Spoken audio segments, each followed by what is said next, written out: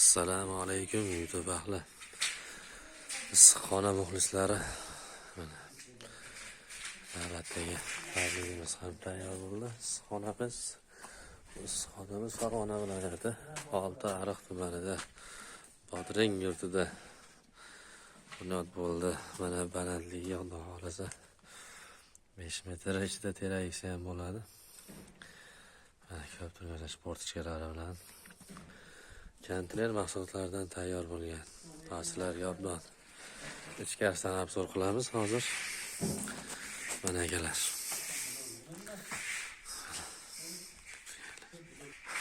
Ko'p turgan tarnovlarimiz 40 razmerlik.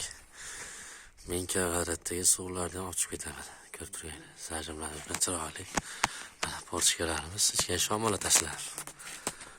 Chiroyli shakldagi mana eshiklarimiz ham mana o'zimizda ham mesalar urinmaysizlar Xudo xolasa. Endi ichkariga kiramiz asta-sekin. Ichkarida mana uy egalari o'sha limon ekishni boshladi. Mana katta usta To'por aka.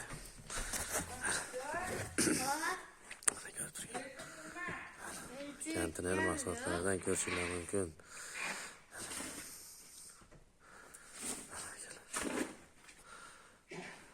Bu limon uchun mo'ljallangan, buni xohlagan usulda qorishingiz mumkin aziz do'stlar. Hozir orqa tomondan obzor qilamiz. Mana ayonlari hali betonlari quyilgan yo'q, mana simlar tashab qo'yganmiz.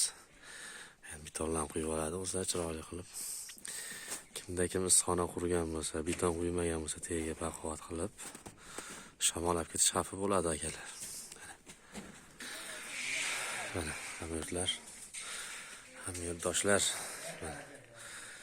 Aka shunday mevalardan voz kechib, limon ko'chatini olib ketdi.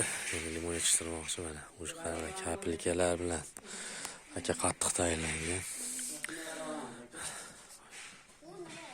Juda chiroyli va sifatli qurilgan. Ustalarimiz ham qo'li dard ko'rmasin. Ustalarimiz ham sog'li mana qattiq ishlashdi mana ko'p turganlar. Tekisligiga ham ahamiyat berib qo'yasizlar akalar. Mana bitta ustuni orqasida ikkinchisini ko'rinmaydi.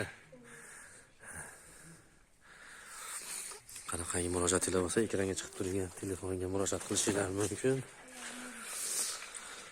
Hamisha xizmatingizdamiz. Like bosish, obuna bo'lish esingizdan chiqmasin. Sizlar bilan Boybek usta bo'ldi. Sog' bo'linglar, salomat bo'linglar.